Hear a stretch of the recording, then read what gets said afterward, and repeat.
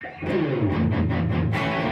everyone, it's me, Anthony Couch, a guitarist on YouTube. Now, the person I'm going to talk about today needs literally no introduction or explanation. It's Steve Vai. We all know him, we all love him, we all want to sound like him. So in this video, I'm going to give you 3 tips that I think would set you well on your way to sounding like the master himself, Steve Vai.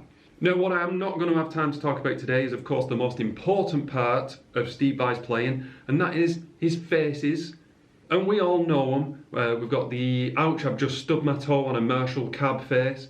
I've got the did I lock the front door face. We've got the smell my finger. And of course, we could forget the gently sobbing while being painted metallic green face. Not got enough time to go into those today. We're just talking about guitar playing. And let's get started with that first one. Everyone who's seen this video knows where they were the moment that they saw this technique, this crazy legato technique of Steve Vai. And when I think Steve Vai, I think about that slippery playing. And in the video, you know, in Tender Surrender, he's doing that crazy technique, and this hand's over here. Really what's happening is a technique that us mere mortals can do with this hand over here, and it's this idea of a force field. This hand, you know, if we do, I'm going to show you an exercise now on string 2. This hand has got to block the sound of the other strings. And I'm going to get this up on screen. And this is a bit of an exercise for you to build up your slippery legato technique. I'm not going to put the tab up. It's a diagram of this scale, an E minor scale across the B string. Now all I'm doing there is I've picked once, but I'm keeping my hand in contact with the other strings because I don't want unwanted noise, and I'm just going legato up, legato down to get this series of notes.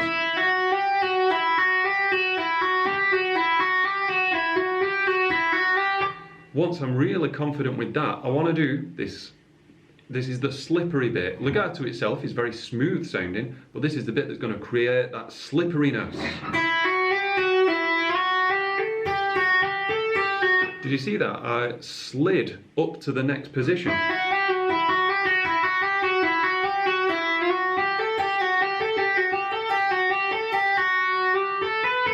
And then of course, you can go up to the next one. And back down.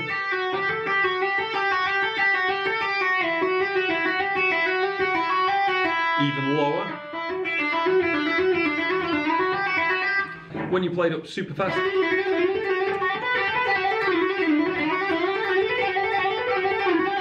And you just get used to that feeling of legato with a slide added, and you start getting closer to that stereotypical Steve Vai sound. Of course, he's got many sounds and techniques. This isn't the only technique he does, but this is the kind of stuff I think of when I immediately think Steve Vai. Whoops.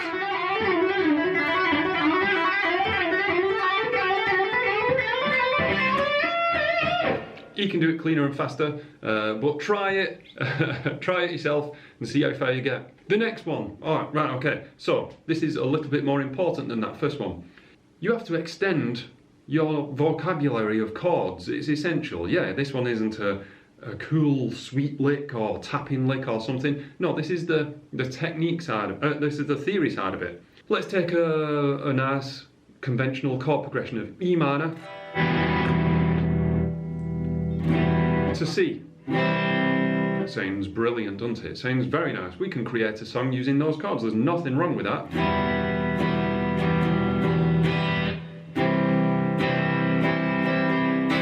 But we're going to now extend those chords by putting on the sevenths. Okay, so E minor 7 to C major 7.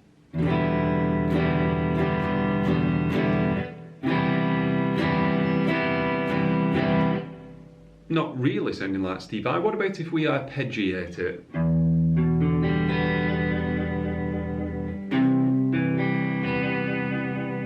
Again, getting closer. What I'm going to say to you is, if you want to start thinking along the same lines as Steve Vai, then extend the chords further. Build up that chord vocabulary. It is just 2 chords based on that E minor and C chord progression. What about if you made that first chord an E minor 9 chord? That adds an extension. ninth, and then instead of a C or a C major 7, I'm going to have a C major 7 sharp 11. Okay, very Lydian sounding chord, more on that later.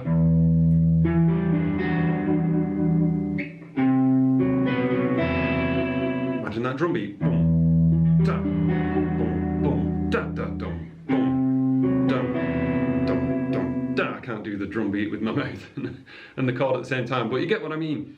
Extending your chords not only makes you more versatile as a player and sound a bit more like Steve Vai, but it also cements your knowledge of chords. You know, if we talk chord scale theory, this is the chord part of it. You know, why can I put a sharp 11 in that C major 7 chord?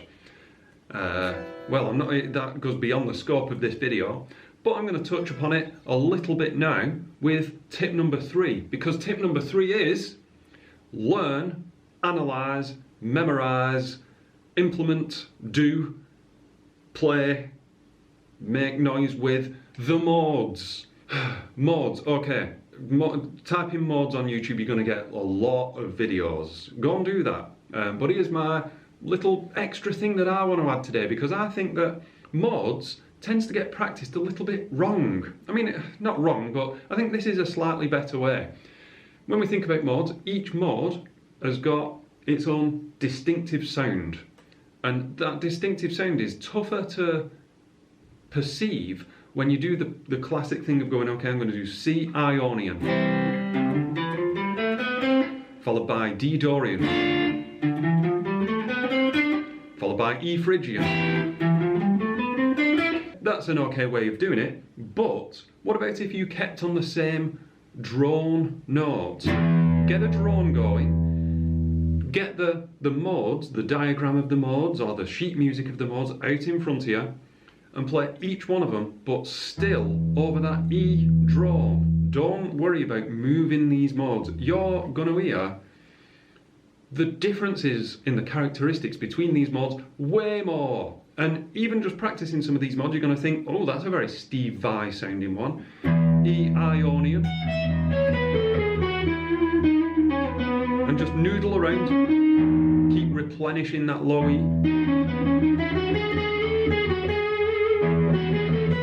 Then switch over to E Dorian.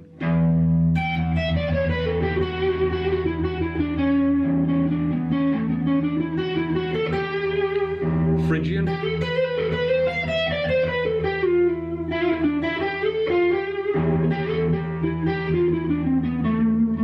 And so on and so on. Lydian.